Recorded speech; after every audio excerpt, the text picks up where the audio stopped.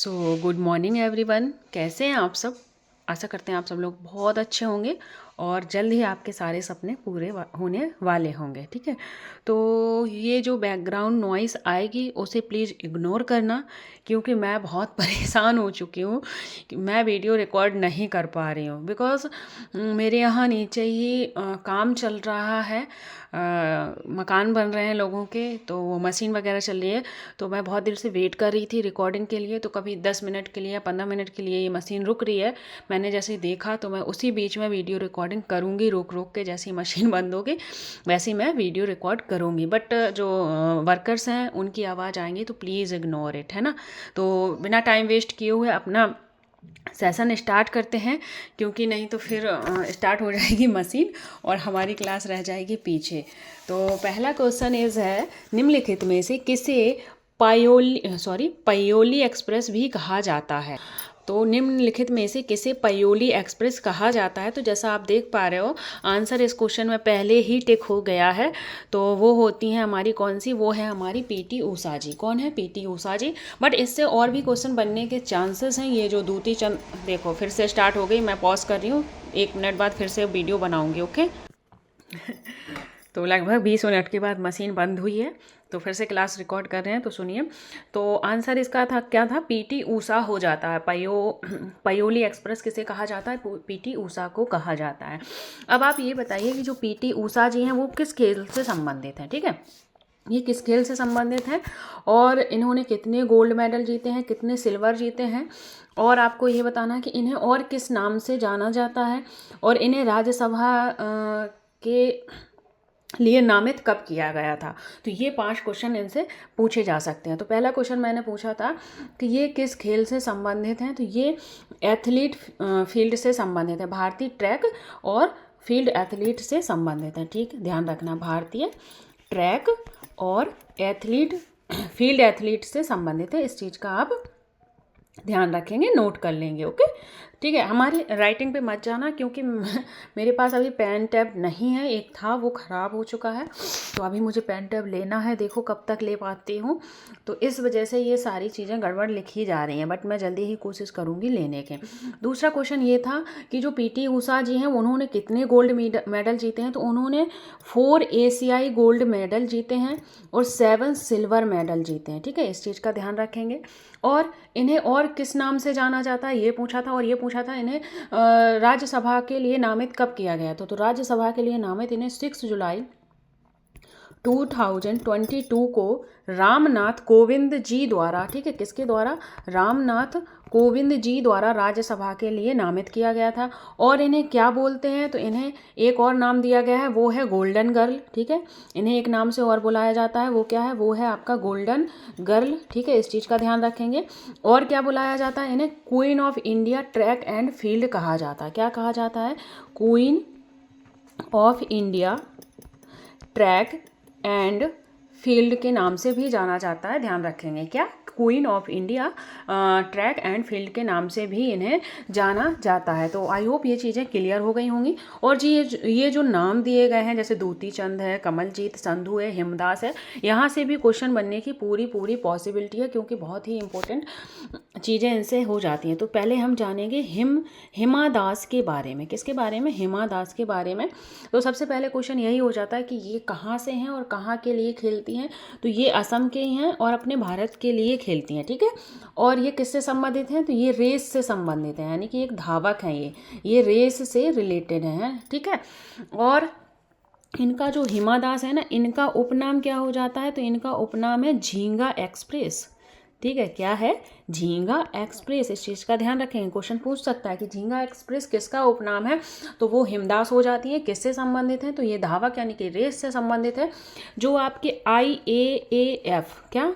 IAAF world U20 track event हुए थे ना, जो IAAF world U20 track event में इन्होंने गोल्ड मेडल जीतने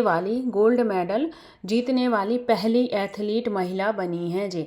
ठीक है, इस चीज़ का ध्यान रखना, ये कौन बनी है? पहली एथलीट बनी है। आई होप क्लियर होगा। नेक्स्ट नाम क्या था? नेक्स्ट था हमारा दूती सिंह। क्या था? दूती चंद, दूती सिंह नहीं, दूती चंद हो जाता है।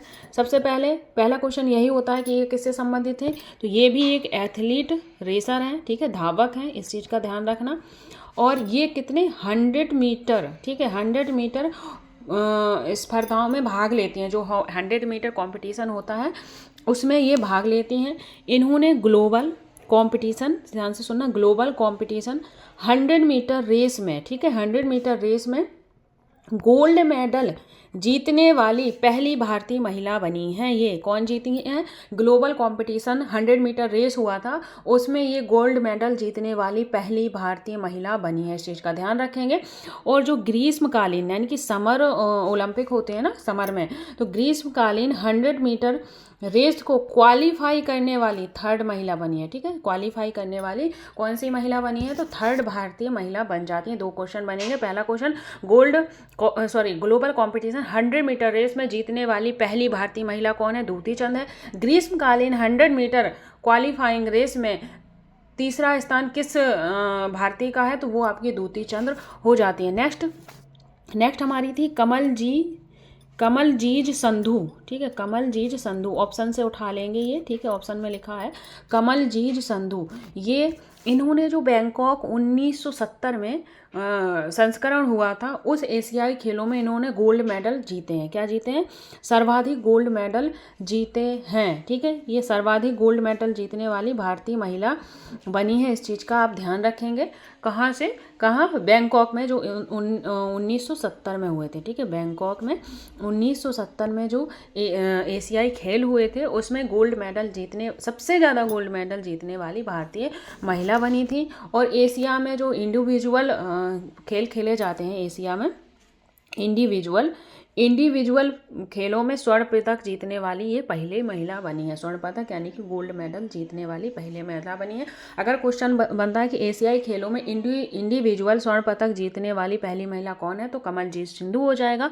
और बैंकॉक 1970 संस्करण में सबसे ज़्यादा गोल्ड मेडल जीतने वाली महिला कौन सी है, तो वो आपकी कमलजीत सिंधु हो जाती हैं। तो आई होप ये भी क्वेश्चन आपको अच्छे से क्लियर हो गया होगा। बढ़ेंगे नेक्स्ट क्वेश्चन की ओर, ठीक है। Next question is 1 second, okay. Mehrgarh का किला भारत के किस राज्य में स्थित है? जो मेहरगढ़ है वो आपका किला किस राज्य में स्थित है? गुजरात, राजस्थान, झारखंड या बिहार?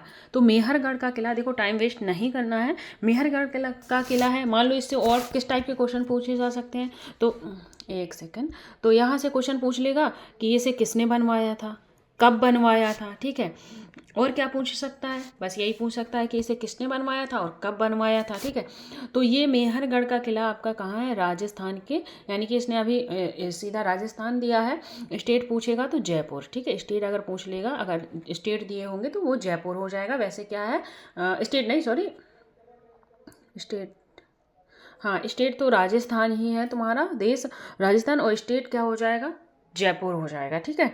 तो जयपुर, राजस्थान के जयपुर में ये स्थित है। सॉरी, जयपुर नहीं, रॉन्ग, सॉरी, जयपुर नहीं है, वो है, क्या कहते हैं, जोधपुर अभी मिस्टेक हो जाती है। तो जयपुर के ये जोधपुर में स्थित है। कहाँ पर स्थित है? जोधपुर। अरे 1 सेकेंड, कोई बात नहीं, मिस्टेक हो जाती है, बट मिस्टेक सुधारना अच्छी बात है। तो राजस्थान के कहाँ है? जोधपुर में। तो ऑप्शन क्या है? ऑप्शन आपको राजस्थान दिया है, इसलिए राजस्थान आएगा। जैसे गुजरात, राजस्थान, झारखंड स्टेट के नाम दिए गए हैं, ठीक है। तो अगर जो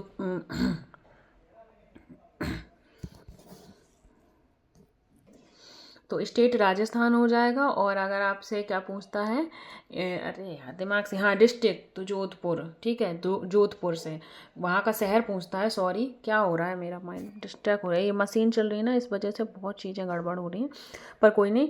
तो स्टेट अगर आ जाता है तो राजस्थान, अगर सिटी आएगी तो जोधपुर हो जाता है, ठीक है। मेहरगढ़ का किला कहाँ है? राजस्थान में, और सिटी क्या हो जाएगी? जोधपुर हो जाएगी। तो पहला क्वेश्चन मैंने क्या पूछा था कि इसे किसने बनवाया था, ठीक है। तो किसने बनवाया था? तो बनवाया था राजा राव जोधा ने। किसने बनवाया था?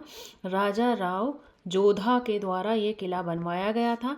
और कब बनवाया गया था? तो 1459 को बनवाया गया था। इस चीज़ का ध्यान रखेंगे। और ये जो किला है इसकी लंबाई सिटी से, जो सिटी है जोधपुर, वहाँ से कितनी 410 फीट ऊंचा है ये किला है। और इस किले के अंदर एक चीज़ है, क्या है, इस किले के अंदर आपकी मोती महल है। क्या है, इस किले के अंदर मोती महल है, जैसे इंग्लिश में पर्ल पैलेस कहते हैं। और अगर क्वेश्चन बनता है कि मोती महल कहाँ है, तो वो भी आपका राजस्थान, या फिर सिटी आएगा तो जोधपुर हो जाएगा। और किस किले के अंदर है, तो वो आपका मेहरगढ़ किले के अंदर हो जाता है। अब मैं कुछ आपको राजस्थान की कुछ चीज़ें बताना चाहूँगी जो इम्पोर्टेंट है, अगर पूछेगा तो आप यहीं से चीज़ें पूछ लेगा। तो सबसे पहले राजस्थान का राष्ट्रीय पशु क्या होता है ये बताएंगे आप हमें, ठीक है। फिर वृक्ष क्या होता है ये बताएंगे। फिर पक्षी कौन सा होता है राष्ट्रीय वो बताएंगे। और पुष्प कौन सा होता है राष्ट्रीय ये बताएंगे। बताइए। तो आपका जो पशु है वो चिंकारा है। क्या है, यहाँ का राष्ट्रीय पशु चिंकारा है। फिर वृक्ष आपका खेजड़ी है, जिन्होंने सीटेट दिया होगा तो उन्हें पता होगा खेजड़ी के बारे में, ईवीएस में पढ़ा होगा उन्होंने। पक्षी आपका इंडियन बस्टर्ड हो जाता है, इंडियन बस्टर्ड हो जाता है, ठीक है, पक्षी। और पुष्प आपका रोहिरा हो जाता है। पुष्प क्या है यहाँ का राष्ट्रीय, रोहिरा है, ठीक है। इसके बाद और क्या पूछ सकता है आपको, लोकसभा की सीटें, राज्यसभा की सीटें यहाँ कितनी हैं। तो लोकसभा की सीटें आपकी यहाँ पर कितनी हैं, 25 हैं। और राज्यसभा की सीटें यहाँ पर 10 हो जाती हैं, ठीक है। ये भी हो गया। अब आपसे बांध पूछ सकता है, कौन कौन से यहाँ पे बांध हैं, तो बांध के बारे में भी जान लेंगे। तो बांध कौन कौन से हैं, तो राणा प्रताप सागर बांध, ठीक है, राणा प्रताप सागर बांध हो जाता है, ठीक है, राणा प्रताप सागर बांध हो जाता है। दूसरा कौन हो जाता है, दूसरा जवाहर सागर बांध हो जाता है। क्या हो जाता है, जवाहर सागर बांध हो जाता है। और तीसरा कौन हो जाता है, चंद्रभागा बांध हो जाता है, ठीक है। ये जो ऊपर के हैं ये बहुत ही इंपॉर्टेंट है, क्योंकि ये पूछे गए हैं, राणा प्रताप सागर बांध और जवाहर सागर बांध और चंद्रभागा बांध भी आप याद रखेंगे, कहाँ पर है, राजस्थान में है। फिर इसके बाद जान लेंगे राष्ट्रीय उद्यान यानी कि नेशनल पार्क, ठीक है। नेशनल पार्क कौन कौन से हैं राजस्थान में, तो आपका केवला देव नेशनल पार्क, ठीक है, केवला देव नेशनल पार्क हो जाता है। एक रणथंभौर नेशनल पार्क हो जाता है। क्या हो जाता है, रणथंभौर हो जाता है। दूसरा सरिस्का हो जाता है। तो ये यहाँ के नेशनल पार्क हो जाते हैं। तो आई होप आपको सारी चीज़ें यहाँ से क्लियर हो गई होंगी। तो राजस्थान से क्वेश्चन अगर वैसे पूछेगा तो यही क्वेश्चन आपके आ जाएंगे। आगे बढ़ेंगे। हाँ, तो नेक्स्ट क्वेश्चन क्या है, नेक्स्ट क्वेश्चन है कि निम्नलिखित में से कौन सा कथन सही है। यानी कि नंबर 1, लघु दृष्टि दोष का उपयुक्त क्षमता के उत्तल लेंस के उपयोग द्वारा संशोधित किया जा सकता है। दूरदृष्टिता को उपयुक्त क्षमता के अवतल लेंस के द्वारा सही किया जा सकता है। बेसिकली क्वेश्चन क्या है कि जो लघु दृष्टि दोष है, यानी कि जो आपका लघु दृष्टि दोष मतलब मायोपिया यानी कि निकट दृष्टि दोष, उसके लिए हम उत्तल लेंस का यूज करते हैं। और दूर दृष्टि दोष उसके लिए हम अवतल लेंस का यूज करते हैं। क्या ये सही है? अगर सही है तो बोथ आर सही होगा। अगर एक सही है तो 1, 2 सही है तो सेकंड, एंड एक भी सही नहीं है तो ना तो 1 और ना तो 2। तो आंसर बताएंगे आप, ठीक है, आंसर बताइए। अच्छा बताइए, जब निकट दृष्टि दोष होता है तो हमारी जो प्रतिबिंब बनता है वो रेटिना के कहाँ बनता है, और जब दूर दृष्टि दोष होता है तो हमारा प्रतिबिंब रेटिना के कहाँ बनता है। दोनों सिचुएशन में हमारा प्रतिबिंब कहाँ बनेगा, ठीक है। तो मैं बात करती हूँ कि जब दूर दृष्टि दोष होगा, क्या होगा, थोड़ा ऊपर लिखती हूँ जिससे यहीं पे सारी चीज़ें बन जाए, है ना। तो अगर आपका दूर दृष्टि दोष है, ठीक है, क्या है दूर दृष्टि दोष, नेक्स्ट पेज में समझाती हूँ दोनों से कंपेयर करके, तब ज़्यादा समझ में चीज़ें आएंगी आपको, ठीक है। तो पहला क्या था, वन सेकेंड, दूर दृष्टि दोष क्या था, दूर दृष्टि दोष, और एक क्या था, निकट दृष्टि दोष। तो मैंने क्वेश्चन क्या पूछा है आपसे, मैंने क्वेश्चन आपसे ये पूछा है कि जो दूर दृष्टि दोष होता है उस पर जो हमारी प्रतिबिंब पे छवि बनती है वो कहाँ बनती है, ठीक है, रेटिना पर छवि कहाँ बनती है, और निकट दृष्टि दोष में रेटिना पे छवि कहाँ बनती है। तो ये हमारा क्या हो जाता है, रेटिना हो जाता है, ठीक है। ऐसे यूँ यहाँ से ऐसे क्रॉस कर रहा है, ये यहाँ से क्रॉस, ये सही है।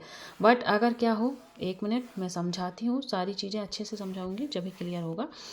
तो मैं ये मान लो हमारा रेटिना है, ठीक है, ये रेटिना है, ठीक है। जब दूर दृष्टि दोष होता है तो रेटिना के पीछे मान लो यहीं ये बन गई हमारी छवि, तो हमें क्या होता है, चीज़ें साफ नहीं दिखाई देती। अब निकट दृष्टि दोष है, निकट दृष्टि दोष में आगे जाके छवि बन गई, मान लो यहाँ बन गई, तो रेटिना के आगे, सामने तो बनी है पर रेटिना के आगे जाके बनी है, तब भी हमें क्या होगी, चीज़ें साफ नहीं दिखाई देंगी। तो ध्यान रखना, निकट दृष्टि दोष में जो हमारी छवि है, रेटिना कर प्रतिबिंब है या छवि है, वो रेटिना के सामने बनती है, और दूर दृष्टि दोष में जो रेटिना पर छवि है, पिक्चर है, वो रेटिना के पीछे बनती है। ठीक है, अब निकट दृष्टि दोष का उल्टा क्या होता है, दूर दृष्टि दोष। तो ध्यान रखेंगे, जब निकट लिखा होगा ना, तो इसका मतलब हमें क्या है, दूर दृष्टि दोष, यानी कि हमें दूर की चीज़ें नहीं दिखाई देती हैं। तो इसमें हमें दूर की चीज़ें जो हैं वो विजुअल नहीं होंगी। ठीक है, और दूर दृष्टि दोष, इसका उल्टा क्या होता है, निकट, यानी कि पास।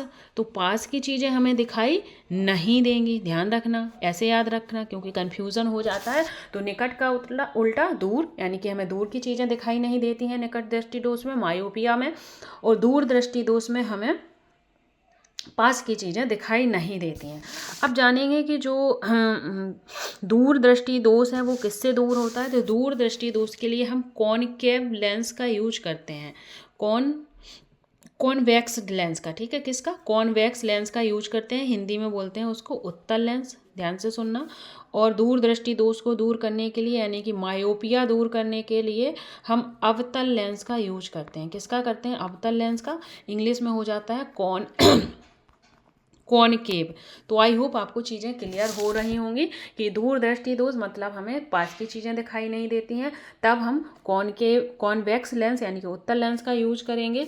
और निकट दृष्टि दोष यानी कि मायोपिया, तब हमें दूर की चीज़ें नहीं दिखाई देती हैं, जब हम कॉनकेव लेंस का यूज करते हैं। हाइपरमेट्रोपिया यानी कि दूर दृष्टि दोष। ठीक है, तो अब आंसर आप इसका दे सकते हो, तो बताइए इसका आंसर क्या है, क्योंकि मैंने सारी चीज़ें समझा दी हैं। तो मैंने क्या बताया था कि जो निकट दृष्टि दोष है, यानी कि जिन्हें मायोपिया है, मायोपिया शॉर्ट में लिखा है, मायोपिया है, वो यूज करते हैं कॉनकेव लेंस, कॉनकेव यानी कि अवतल लेंस। ठीक है, अवतल लेंस। और जो आपका हाइपरमेट्रोपिया है यानी कि दूर दृष्टि वाले, वो करते हैं कॉन्वेक्स लेंस का यूज़। क्या करते हैं, कॉन्वेक्स लेंस यानी कि उत्तल लेंस का यूज़। तो आप देख पा रहे होगे कि यहाँ पर दोनों चीज़ें उल्टी हैं, क्योंकि दूर दृष्टि के लिए उत्तल लेंस और लघु दृष्टिता के लिए यानी कि मायोपिया के लिए अवतल लेंस यूज होता है। तो इसका आंसर हो जाएगा ना तो 1 ना तो 2। तो ये क्वेश्चन इजी था, क्योंकि इसका छोटा सा टॉपिक होता है, वो मैंने आपको समझा दिया है। और भी जो चीज़ें हैं वो मैं पिक्चर फ्रेम लगा के फिर मैं वो चीज़ें क्लियर करूँगी। तो इस टाइप के क्वेश्चन जो आपको समझ में आ जाएंगे साइंस के, वो मैं क्वेश्चन डालती जाऊँगी। बट जो टफ हैं, जैसे सेल्स हो गया, हमारे ऑर्गन्स हैं, इनके बारे में हमें थोड़ी थोड़ी चीज़ें पढ़नी पड़ेंगी, जब ही हमें चीज़ें समझ में आई होंगी। ठीक है, तो आगे बढ़ेंगे। नेक्स्ट क्वेश्चन है कि किसी देश की जन्म दर और मृत्यु दर के बीच के अंतर को कहा जाता है। मान लो किसी देश में क्या है, जन्म दर है और मृत्यु दर है। ठीक है, क्या है, ये हमारी बर्थ रेट हो जाती है और ये हमारी डेथ रेट हो जाती है। तो इसको क्या कहते हैं, तो ये बताइए, जो जन्म है, मृत्यु है, ये हमारा प्राकृतिक है या प्राकृतिक ही नहीं है ना, हमारे हाथ में तो नहीं है कि जन्म लेना और मृत्यु होना हमारे हाथ में नहीं है। तो वो तो कैसी ये कैसा अंतर हो जाएगा। तो जब ये प्राकृतिक हैं, जन्म लेना मृत्यु होना, तो हमारा जो अंतर है वो भी हमारा कैसा हो जाता है, तो वो भी हमारा प्राकृतिक अंतर ही माना जाएगा। कैसा अंतर माना जाएगा, प्राकृतिक विकास दर ही माना जाएगा। तो आंसर एज आपका 4 हो जाएगा। अब इसमें से क्वेश्चन पूछ लेता है कि बर्थ रेट कैसे निकालते हैं और डेथ रेट कैसे निकालते हैं। तो बर्थ रेट, ठीक है, और डेथ रेट कैसे निकालते हैं। तो बर्थ रेट कैसे निकालते हैं, तो प्रति हजार, ठीक है, प्रति 1000 यानी कि प्रति हजार। यहाँ पे भी प्रति हजार आएगा, ध्यान से सुनना, प्रति हजार। अब यहाँ पे जन्म लेने वाले कैसे बच्चे होते हैं, जीवित होते हैं, और मृत्यु वाले मृत होते हैं। तो क्या कहेगा कि जन्म रेट कैसे निकालोगे, जन्म रेट मतलब प्रति हजार जनसंख्या में जीवित कुल संख्या। ठीक है, जैसे प्रति हजार जनसंख्या में जीवित, जितने लोग जीवित बचे हैं उनकी कुल संख्या को हम क्या कहते हैं, जन्म रेट कहते हैं।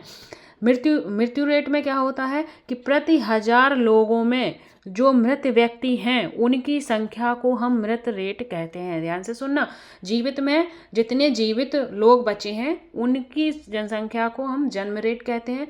मृत्यु में प्रति 1000 लोगों में मृत व्यक्तियों की संख्या को मृत्यु रेट कहते हैं। तो ये चीज़ क्लियर हो गई होगी, ठीक है। अब क्या होता है कि शुद्ध वृद्धि दर कैसे नापते हैं। क्वेश्चन पूछ लेगा कि शुद्ध वृद्धि दर कैसे नापी जाती है। तो सीधे सीधे आपको इसके फॉर्मूला याद करने हैं, कुछ नहीं करना। तो ये 2 टाइप से नापी जाती है। कैसे? 2 टाइप से। एक तो आपका क्या हो जाता है, प्राकृतिक दर हो जाता है, जो अभी देखा, जन्म और मृत्यु अपने हाथ में तो है नहीं, ठीक है। ये एक प्राकृतिक वृद्धि हो जाती है, एक प्रवास के द्वारा। प्रवास मतलब कहीं जाकर बस जाना, कोई हमारे यहाँ आकर बस जा रहा है नौकरी के टेंशन में, या कुछ रोजगार है या कुछ है, इस चक्कर में आना जाना रहता है ना, तो हम किसी और देश में जाकर बस गए, कोई हमारे यहाँ आकर बस गया। तो इस तरह से भी हमारे यहाँ शुद्ध वृद्धि दर पाई जाती है, ठीक है। और एक चीज़ और पूछता है, वो क्या है? वो है कि जनसंख्या की संक्रमण के लिए, जनसंख्या की जो संक्रमण है वो कैसे हम निकालते हैं, ठीक है। ध्यान से सुनेंगे। जनसंख्या की संक्रमण कैसे निकालते हैं, तो इसका भी एक सीधा सीधा फॉर्मूला है। कैसे? ब्रैकेट में 1 मिनट में शॉर्टकट में लिख दूं जिससे कि आपको चीज़ें क्लियर हो जाएंगी, है ना। यहाँ पे क्या निकाल रहे हैं हम? जनसंख्या की संक्रमण निकाल रहे हैं। मैं जल्द ही लेने वाली हूँ पेन टैब, क्योंकि मुझे भी बहुत गंदा लग रहा है, गंदा सा लिख रहा है। तो ब्रैकेट में क्या होगा?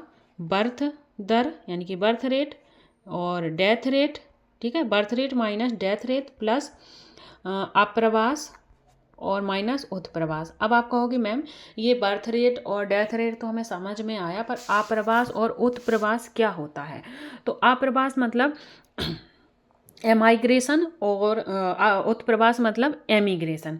तो एमाइग्रेशन मतलब हम कहीं जाकर, अप्रवास क्या होता है? हम कहीं जाकर बस गए, मान लो हमें पढ़ाई के सिलसिले में हम दिल्ली आ गए या कहीं और अदर देश स्टेट में चले गए, तो वो हमारा क्या हो जाएगा? वहाँ जाकर बसना हमारा क्या हो जाता है? अप्रवास बन जाता है, ठीक है।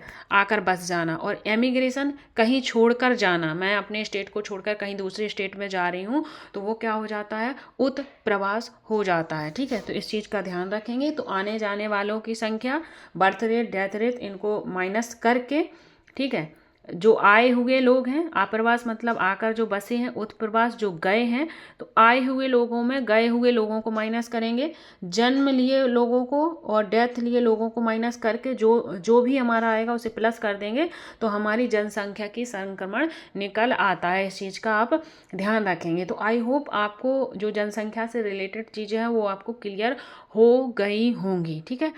आगे बढ़ते हैं नेक्स्ट क्वेश्चन की ओर। ओहो, ये भी क्वेश्चन आपका टफ हो जाता है, ठीक है, कोई बात नहीं, क्लियर करेंगे इसको भी। निम्नलिखित में से कौन सा आरबीआई द्वारा उपयोग किए जाने वाली मौद्रिक नीति का एक उपकरण है?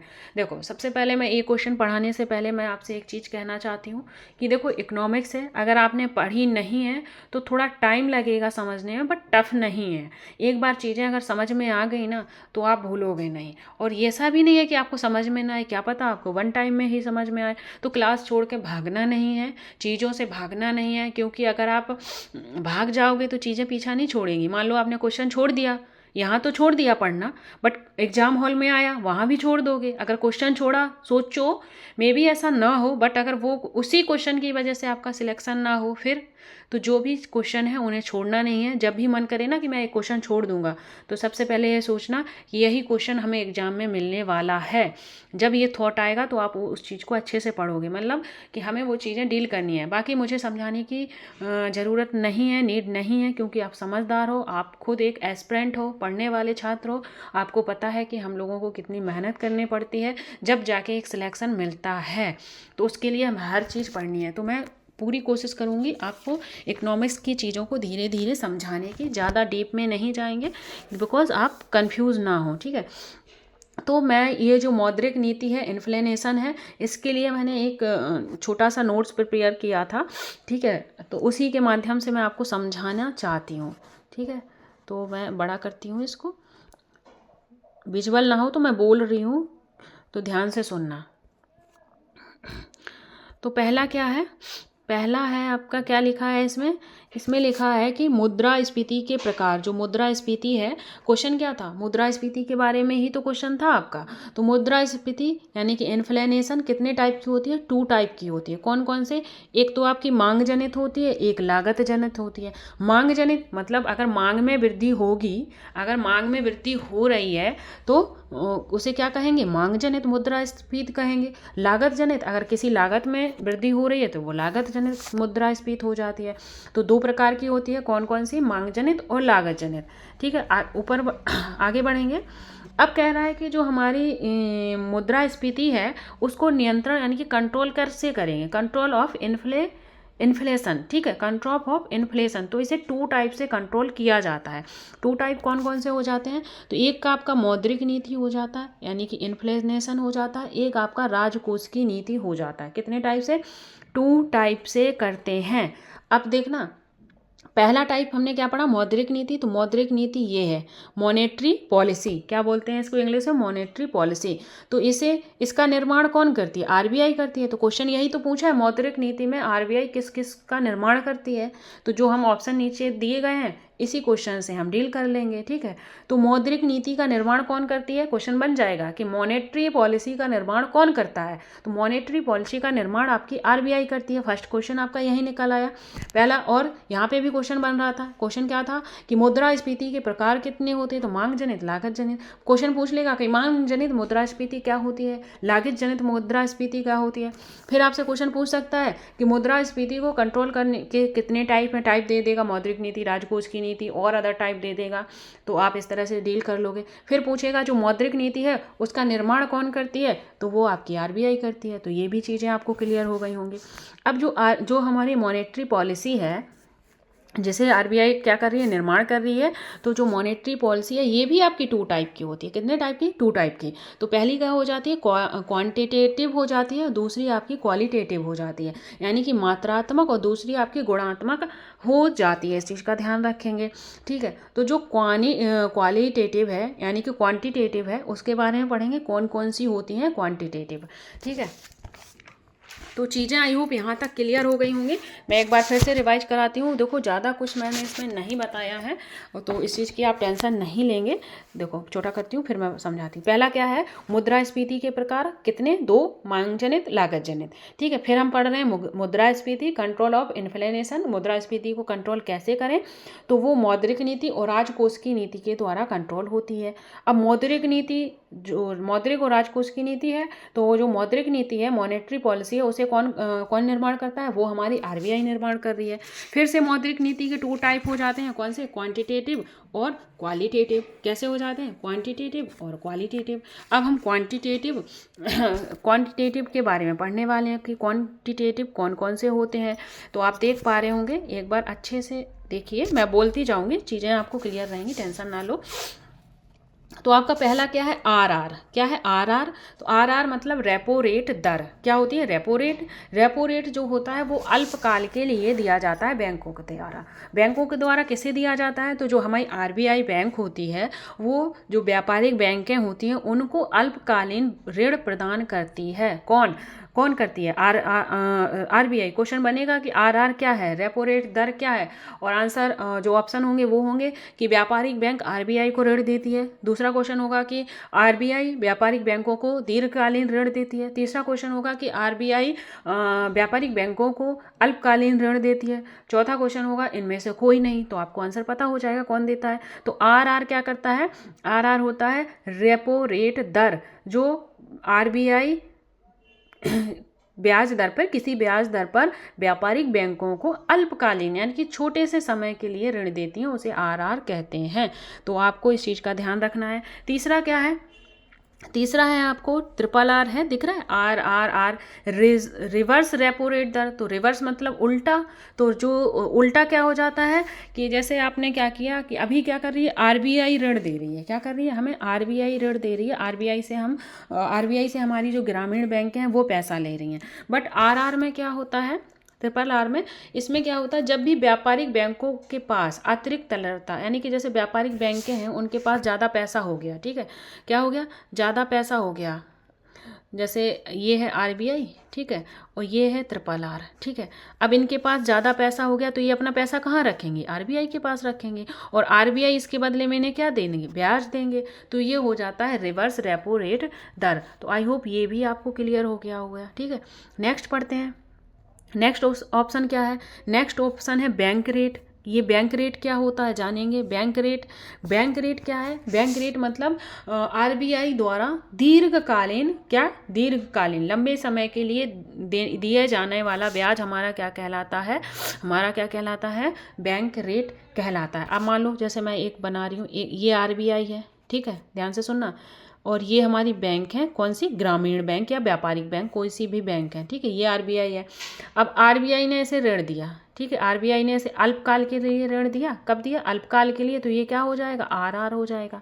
फिर क्या है, फिर क्या हो जाता है कि जब बीआर क्या करता है, बीआर हमारा यानी कि बैंक रेट करता है, क्या करता है, दीर्घकालीन ऋण देता है। कैसे देता है, दीर्घकालीन ऋण। तो ध्यान रखेंगे, आरबीआई व्यापारिक बैंकों को ऋण देती है जब अल्पकाल के लिए तो वो रेपो रेट के तहत देती है, और जब दीर्घकाल के लिए देती है तो बैंक रेट के तहत देती है।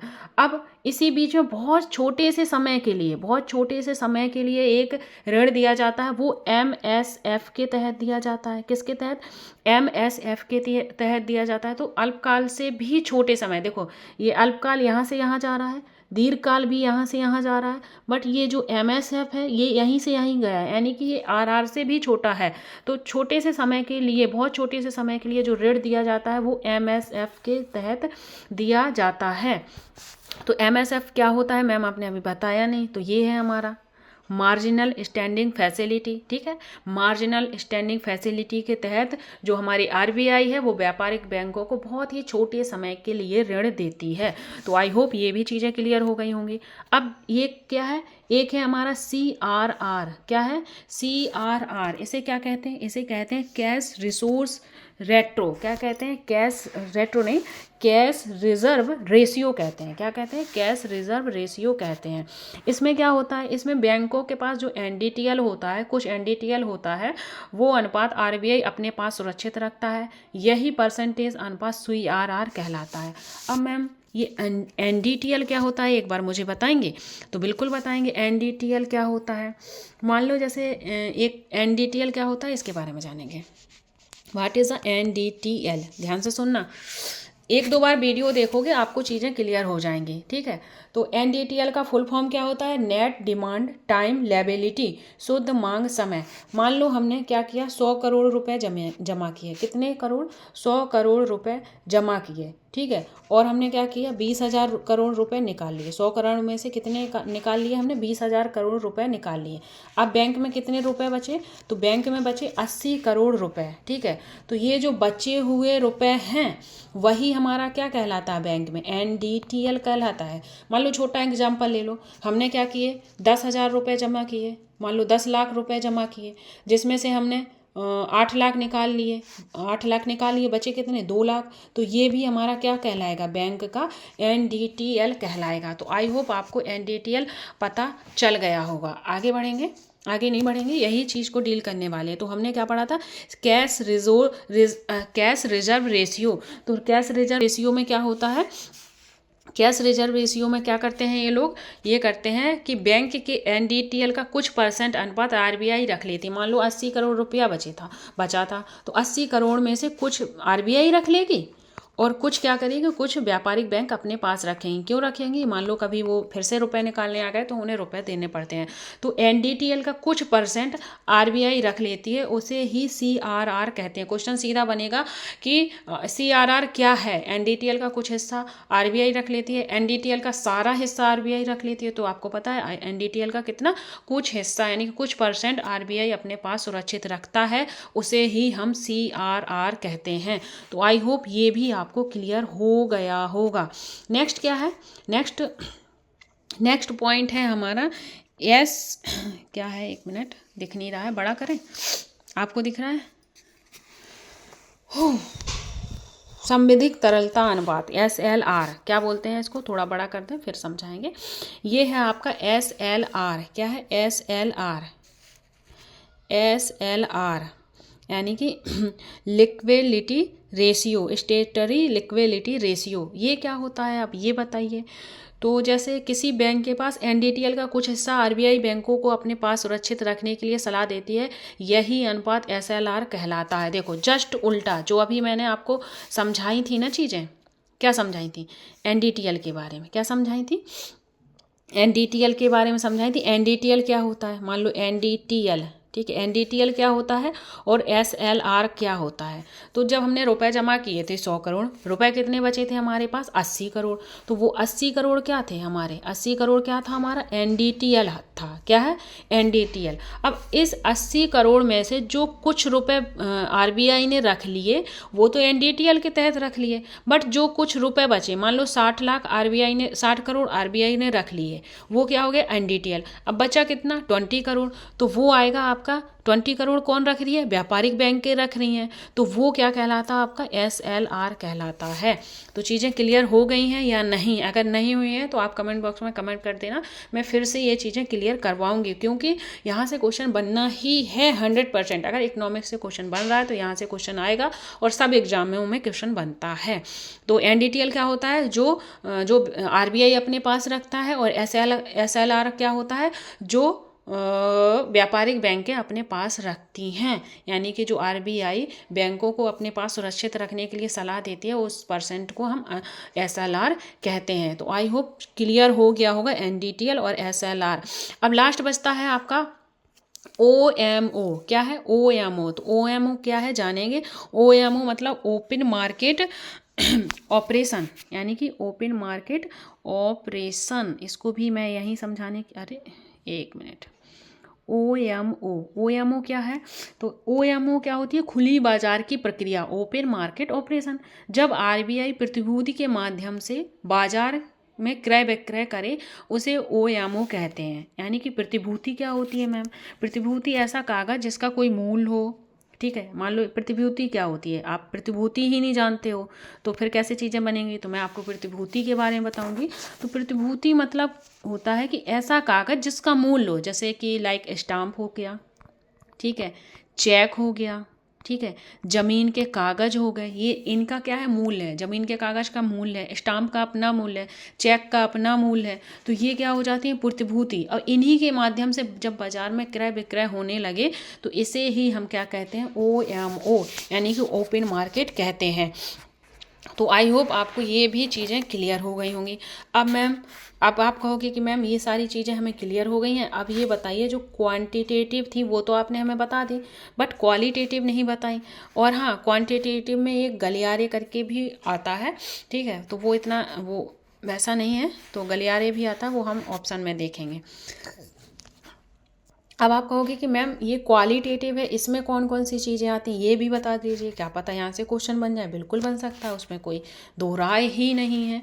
तो क्वालिटेटिव के अंतर्गत क्या आता है, क्रेडिट रेटिंग, यानी कि जो हमारा क्रेडिट है उस पर नियंत्रण करना, साख का क्रेडिट पर नियंत्रण करना, मार्जिन में परिवर्तन करना, उपभोक्ता साख नियंत्रण करना, नैतिक दबाव बनाना, प्रत्यक्ष कार्यवाही करना। तो ये सारी चीज़ें इसके अंदर आती हैं। अब आपने कहा था कि मैम जो कंट्रोल इन्फ्लेशन है वो मौद्रिक नीति और राजकोष की नीति के तहत होता है। तो राजकोष की नीति में क्या, ये चीज़ें मैं इसलिए जल्दी जल्दी बता रही हूँ कि मैं नेक्स्ट क्वेश्चन में इनको डील करूँगी, नहीं तो ये हैवी हो जाएगा और आप कहोगे कि क्या ही कर रही हैं मैम, कितना सारा डिफ़िकल्ट चीज़ें एक साथ दे दी। तो ये जो क्वालिटेटिव है इनको मैं नेक्स्ट वीडियो में, और राजकोष की नीति इनको भी। राजकोष की नीति बेसिकली क्या होती है, इसके अंदर सार्वजनिक व्यय, जो पब्लिक एक्सपेंडिशन होता है, सार्वजनिक डेब्ट होता है, टैक्सेशन होता है, मतलब सरकार किसी काम को करने के लिए बैंक से ऋण लेती है, और सार्वजनिक कोई कार्य कर रही है उसके लिए ऋण ले रही है और टैक्स लगा रही है। तो ये सारी चीज़ें होती हैं। जब इन्फ्लेशन बढ़ता है तो टैक्स की दरें भी बढ़ जाती हैं, जब इन्फ्लेशन घटता है तो टैक्स की दरें घट जाती हैं। इस चीज़ का ध्यान रखेंगे, किसके अंतर्गत, राजकोष की के अंतर्गत। तो इसको मैं नेक्स्ट, अभी और क्वेश्चन आएंगे पॉलिटी से, सॉरी इकोनॉमिक्स से, एक ही क्वेश्चन थोड़ी है, तो उसमें मैं ये चीज़ें आपको डील करने वाली हूँ, ठीक है। तो आपको ये चीज़ें समझ में आ गई होंगी अच्छे से। तो अब जाते हैं अपने क्वेश्चन की ओर। जो हमने पीछे क्वेश्चन डील करना था वो कहाँ है, आंसर देना था। तो क्या है, निम्नलिखित में से कौन सा आरबीआई द्वारा उपयोग किए जाने वाली मौद्रिक नीति का उपकरण है? तो हमने मौद्रिक नीति पढ़ा है। मौद्रिक नीति का निर्माण कौन करती है? तो वो आरबीआई करती है, जैसा कि ऊपर लिखा है। तो एसएलआर और एमएसएस और गलियारे, इन सब चीज़ों के बारे में हम पढ़ चुके हैं। मैंने अभी आपको बताया है, एमएसएस बोल दो या एमएसएफ बोल दो, वही चीज़ें होती हैं। तो इस चीज़ का ध्यान रखेंगे। एसएलआर क्या होता है? जो आरबीआई क्या करती है, व्यापारिक बैंकों को कुछ % अपने पास रखने का आदेश दे दिया। जैसे हमने एग्जाम्पल दिया था ना, 100 करोड़ और 80 करोड़, 20 करोड़ निकाल लिए थे, बचा था 80 करोड़, वो क्या होता है, एनडीटीएल। तो इसी एनडीटीएल का जो कुछ % है वो क्या रखती है, आरबीआई रखती है, वो एनडीटीएल कहलाता है। और इसका 80 करोड़ आरबीआई कहती है व्यापारिक बैंकों की कि अपने पास सुरक्षित रखो, तो वो क्या कहलाता है, एसएलआर कहलाता है। तो आंसर इज 1, 2 एंड 3, गलियारे भी इसी में आता है। तो आई होप आपको सारी चीज़ें क्लियर हो गई होंगी। अगर चीज़ें क्लियर हुई हैं तो लाइक शेयर सब्सक्राइब करना ना भूलें। और अगर आपको क्लासेस पसंद आ रही हैं तो प्लीज़ एक पॉजिटिव कमेंट ज़रूर डाला करो, जिससे कि हमें भी थोड़ा सा मोटिवेशन मिलता है। और हाँ, जो मैंने मॉर्निंग वाला जो शेड्यूल स्टार्ट किया था ना लाइव स्टडी का, तो मैं लाइव स्टडी तो करूँगी, पर स्टार्टिंग में 15 से 20 मिनट रहेगा और लास्ट में 15 से 20 मिनट, बिकॉज नेट की बहुत ज़्यादा प्रॉब्लम आ रही है और अभी वाईफाई नहीं लगा है। देखो, झूठ नहीं बोलूँगी, झूठी हवाबाजी नहीं करनी आती है मुझे। तो हमारे पास अभी वाईफाई सिस्टम नहीं है, जो भी है नेट पैक से ही चीज़ें करती हूँ मैं। तो वो नेट पैक इतना काम नहीं करता है, बिकॉज क्लासेस भी लेनी होती हैं, आपकी क्लासेस भी लेनी होती हैं और अपनी खुद की क्लासेस लेनी होती हैं। तो बहुत सारे नेट के काम होते हैं, आप अच्छे से जानते हो। तो 2-3 घंटा लाइव स्ट्रीम रहना, उसके लिए नेट की बहुत ज़रूरत होती है। और भगवान ने चाहा, भोलेनाथ ने, तो जल्दी ही वाईफाई का कनेक्शन भी करवाऊंगी, जिससे कि आपको पूरा 3 से 4 घंटा लाइव स्ट्रीम कर सकूं। बट आप लोग टेंशन मत लीजिएगा, मैं स्टार्टिंग में 10-20 मिनट रहूँगी और लास्ट में 10-20 मिनट, जिससे कि आपको क्या हो, नींद ना हो, बफरिंग बना रहे। और अगर आप कहेंगे तो बीच में भी 4 से 5 मिनट के लिए लाइव आ जाऊँगी, यानी कि टोटल सेशन हमारा 45 मिनट्स या 30 मिनट्स का ही रहेगा। ठीक है, बहुत ज़्यादा नेट का इशू आ रहा है। बस आपको लाइक करना है, शेयर करना है, अगर आपको चीज़ें पसंद आ रही हैं कमेंट भी करना है, जिससे आप क्या होगा, कमेंट करने से क्या होता है कि थोड़ा हमें मोटिवेशन मिलता है और हम आपको बहुत अच्छी चीज़ें प्रोवाइड करने की कोशिश करते हैं कि चलो हमारे जो एस्पिरेंट हैं उन्हें हमारी चीज़ें पसंद आ रही हैं, उन्हें हमारा पढ़ाया हुआ समझ में आ रहा है। तो प्लीज़ लाइक शेयर सब्सक्राइब करिएगा, कमेंट करिएगा और इस सीरीज़ से जुड़े रहिएगा। So thank you guys, take care and bye bye.